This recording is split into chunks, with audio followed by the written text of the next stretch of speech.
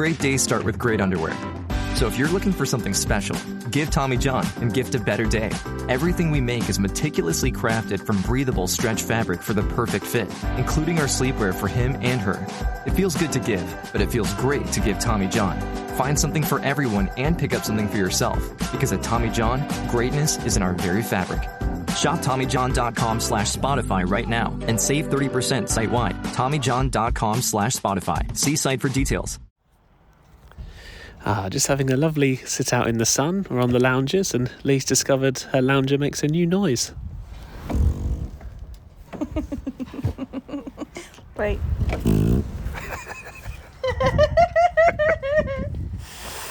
I'm 31. Last time on the Work-Wife Balance podcast, it all kicked off. You put the empty bottle of wine next to the bag. You will disinfect the surfaces with the spray using a cloth, and then you'll start cleaning the plates with the same cloth. Oh, I've left the fish in the oven. Right, get on with it.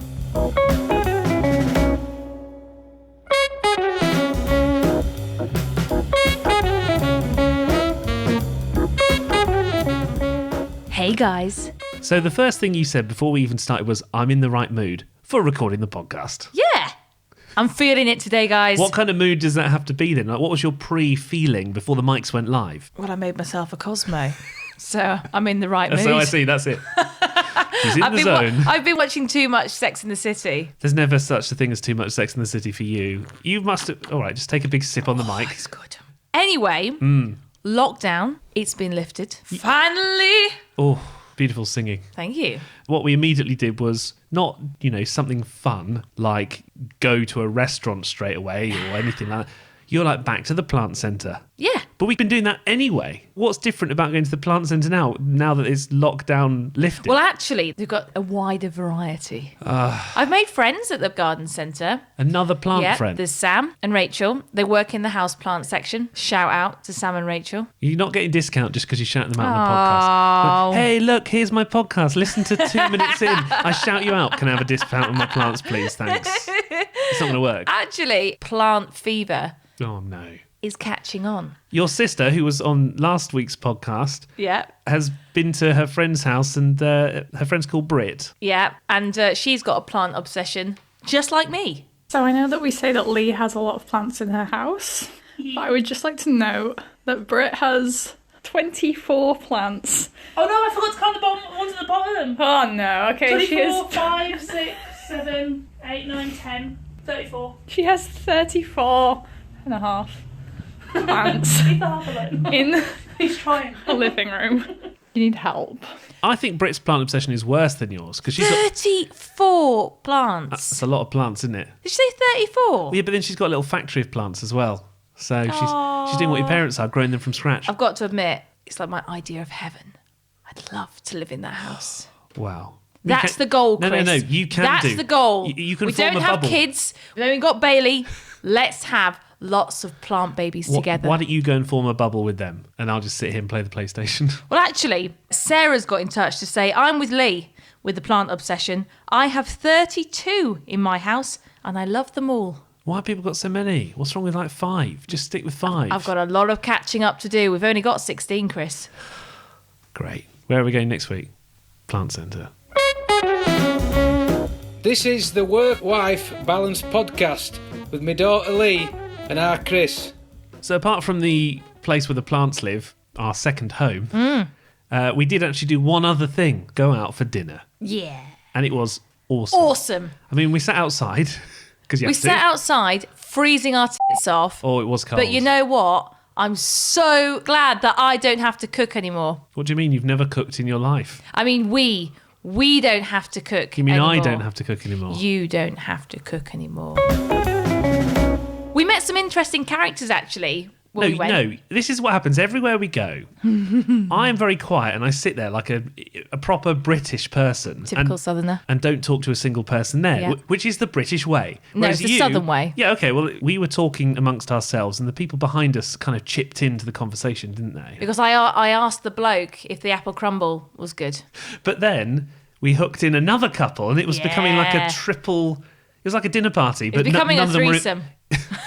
Well, a sixsome. It was like a dinner party, but nobody had been originally invited to that dinner party. But anyway, this couple behind us, they have been coming to that restaurant during lockdown.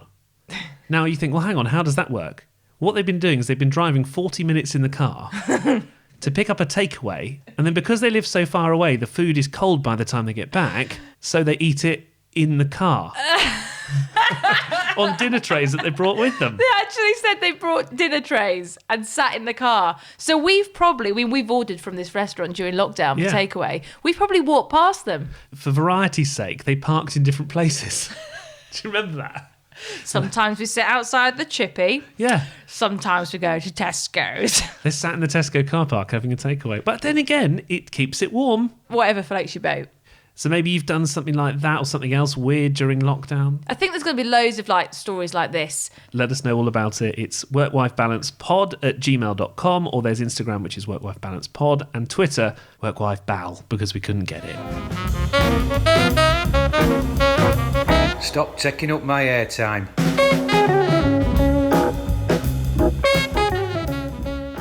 Now, we've already had some comments on this. I asked on Twitter today, what's the most exciting thing you've done since lockdown was lifted? So Bob on Twitter says getting out to watch grassroots football again. I suppose you can watch sport now, so that's all right. Yeah, I suppose so. I mean, grassroots football I always find better than the one where they spend all the millions of pounds. More entertaining. Well, sometimes in the lower levels of football, it's actually quite funny because someone will do a slide tackle and just take a player out. Whereas in the higher leagues, they just touch them. Oh no, my shin bone really hurts. Well, Kev says, and I don't know whether to take offence to this or not, Kev says getting out of the house to get away from the missus, but then he adds, she's not that bad, but sometimes you do just need a break. Is that where you're going for your runs on your own at the moment? I don't know how to tell you this, Kev, but you could leave the house during lockdown. It's not after lockdown was lifted that you're released from your house. You're going to blow his mind now. He's going to go, what? Maybe he meant going to the pub. And talking of pubs, Kaylee says the best thing she's done since lockdown was lifted was freezing her tits off in the beer garden. Oh, like we did. Yeah. That's a good way to spend it. Something else I've noticed at work. Now, we don't talk about work too much, but this is one. Is there any other job apart from what you do and what I do, so radio and telly, where you would stand up to the crowded office of your peers and respected, esteemed colleagues and go, I'm going for a wee, and then just walk away? You don't have to do it in any other job, do you? I need a wee. Do you need to say that? Yes. Why? Because right, think about it like this. Let's say I'm presenting at the BBC, right? Okay. And there's a colleague of mine working on the show with me. Yeah. There are two options. I stand up and walk away during a song. They're going to absolutely panic, aren't they? So you have to tell them. So I have to go, in case you're wondering, I'm going for a wee. What do you do when you're on the telly? Well, I don't go to the toilet midway through reading the news, do I? Sorry, viewers. I'm just going to go. No, you do it in a long package. No, of course not. When I was on the radio and you heard a song that was longer than 6 minutes, is that when you went to the toilet? guaranteed I wasn't there. So everybody listening, when you're listening to your favourite DJ and they put on that long track, you know what they're doing. Stairway to Heaven. That's what's going on. Lads.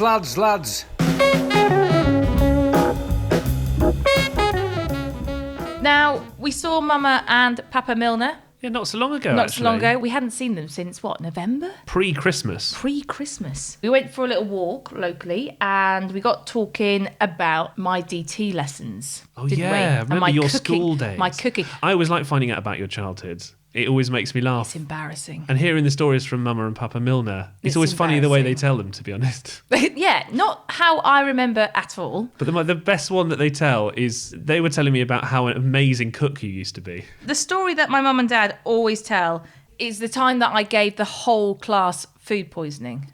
I decided, because you could make whatever you want. I don't think it really cared, to be honest, as long as it looked all right.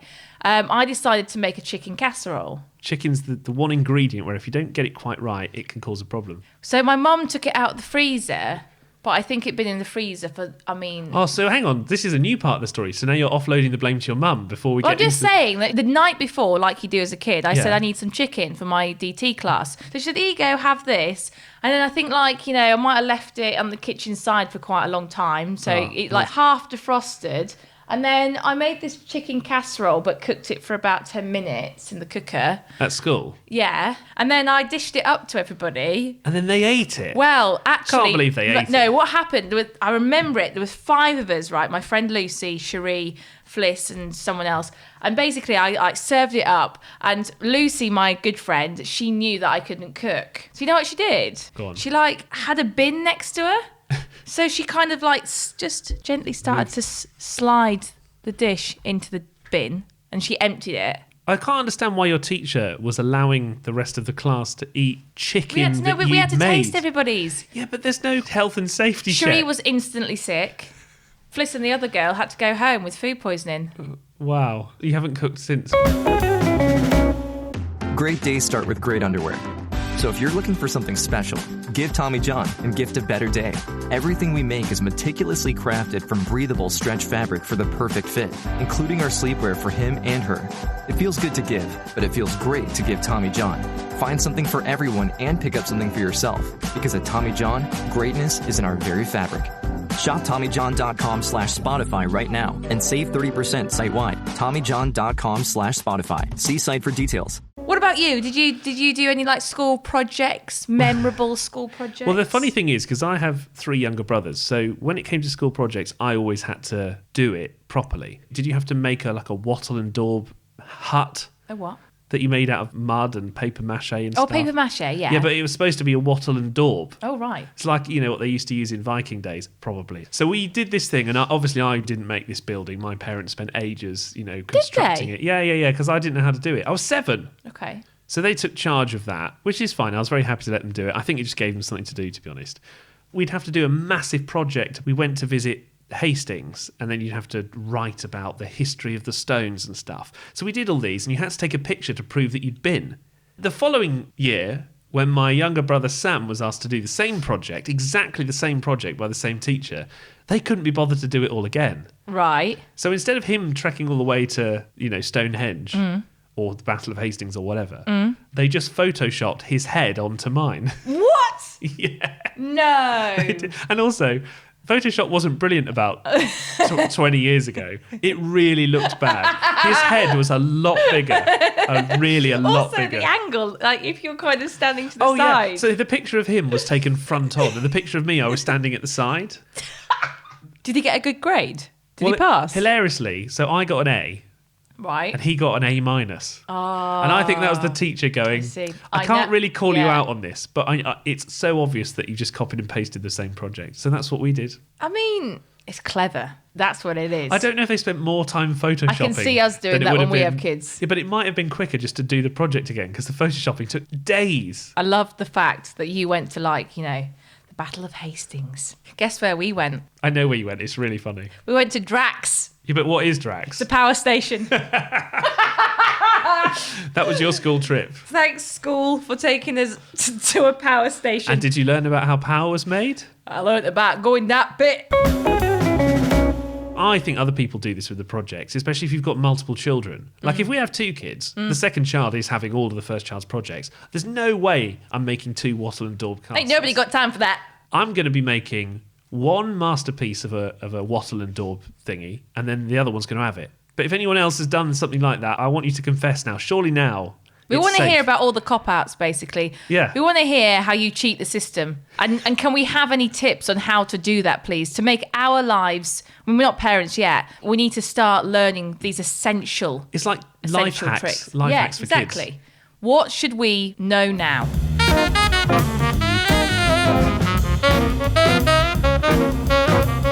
Monday is fun day. Do you remember bathmatgate of 2017? We've talked about this before on the podcast. We actually talked about it on the radio the other day, and they were desperate to know what our biggest ever argument was. So we just had to really go into bathmatgate, which was the subject of episode 6. So yeah. If you want to know the ins and outs of the fact that we moved the bath mat backwards and forwards for a year. Very passive-aggressive. Didn't say anything to each other for Not a a word. whole year. And I got so fed up of me moving it forward and then kept you putting moving it back. Yeah. That I just threw it out in the end. And then we moved house. I was talking to my mum in the car, having one of our catch-ups that go on for about an hour. Yeah. Well, she told me they've been having a similar sort of battle which has lasted, apparently, 35 years. That's a bit longer than our one. Just a bit. You know when you wash up and you have your what's it called? Your side things that you put your plates in. What you drain your dishes on. Yes, right. Well, because it goes on the side, and I still do it today. Your dad always does washing up after tea. Right. So when he's washed up and wiped down, he'll push it to the edge. He likes it to the edge of the back of the sink. And I'll go in and I'll move it forward. We've done it for 35 years now. I don't even know what it's about. It's just that I'm a bit of a control freak in house, and I like things to be in its place. She never fails to surprise me, my mum. Drying Rat Gate is a new one from Drying them. Rat Gate. Wow. 35 years. Yeah. But they're still, the difference with them is that they're still doing Still it. doing it. And they both know it. And they just don't care. They don't care. They're just like, yep, I'm just going to keep on doing it. And now they've shared it with the whole world. So I know that we've asked this on our last podcast, but I really do want Yeah. to hear from people who Yeah. have had ongoing passive-aggressive battles over, like, Yeah. maybe it's which way the toilet roll is on the holder. Defo. Or leaving the toilet seat up and down. Oh. That's a classic. Although we're down, fully down. Anyway, let's not go into it. But if you've got a kind of raging war that's been going for years, and I'm talking, nobody has spoken of it. That's what we want These to know. are the big issues of the day. Of our time. Of our time, people. Get in touch. Send us an email. workwifebalancepod@gmail.com.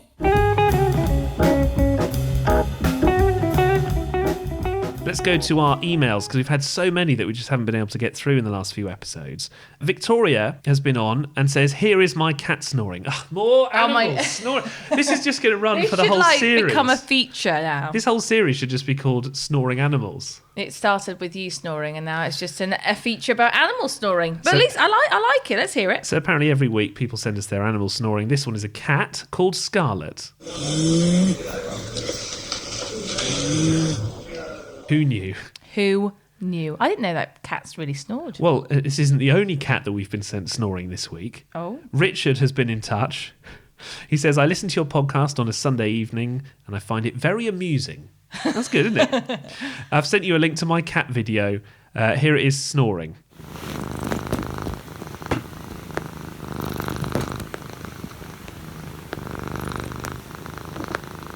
Keep up the great work, you two, he says. Thanks, Richard, so much for the email. Although I think the problem with this feature is that everyone is always reminded that I snore like a wild animal. Yeah, I'm glad. I'm pleased.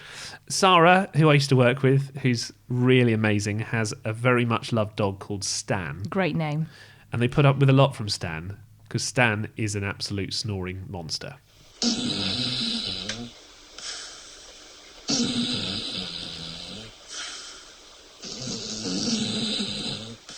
Whoa! I love the fact it's called Stan as well. You like animals that are named after like human names. Like I know cameraman Joe at work. He has Kevin the rabbit. I like Kevin's a great name for a rabbit, especially. Kevin. I like dogs called Dave. I like or human names for animals. Steve. Steve the dog. Ruff.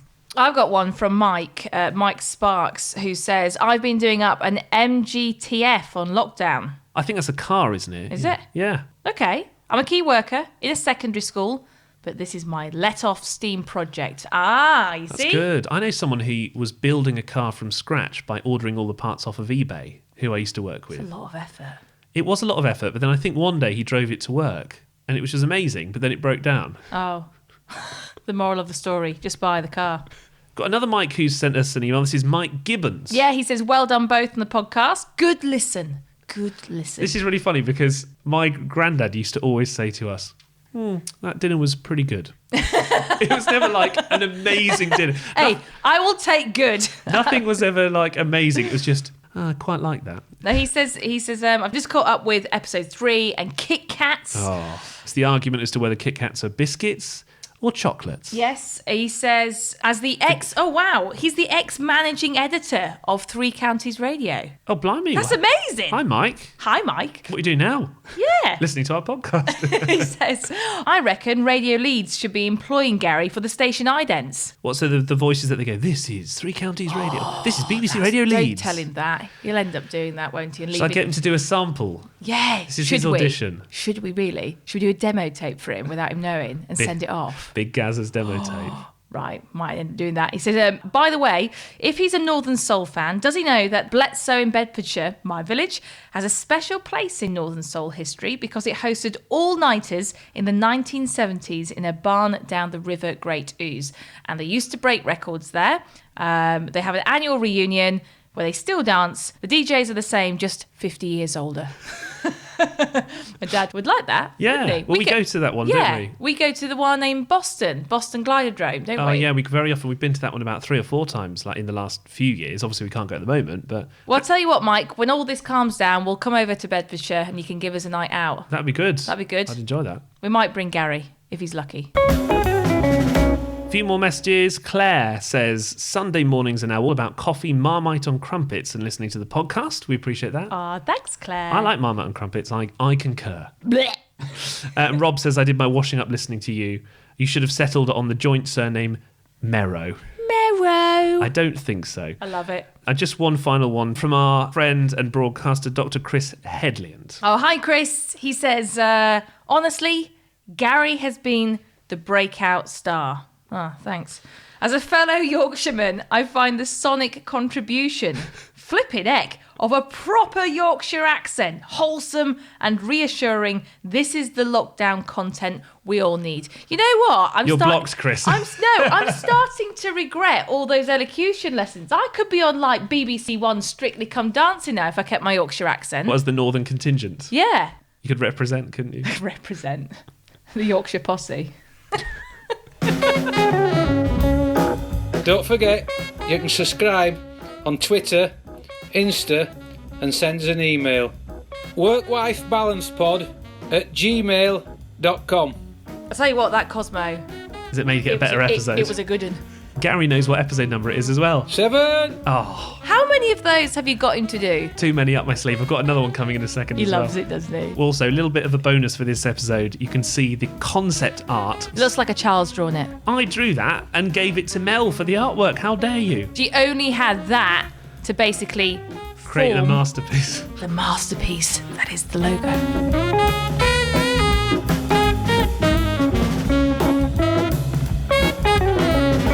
That'll do, pig. That'll do. Are you tired of seeing your teen or young adult struggle on a path that clearly isn't the right fit? Is your teenager confused about which direction to take after high school?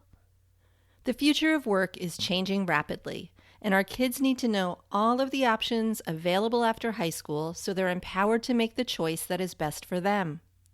In each episode, we explore the latest trends that are shaping the opportunities of today and tomorrow. I'm your host, Betsy Jewell, and this is the High School Hamster Wheel Podcast.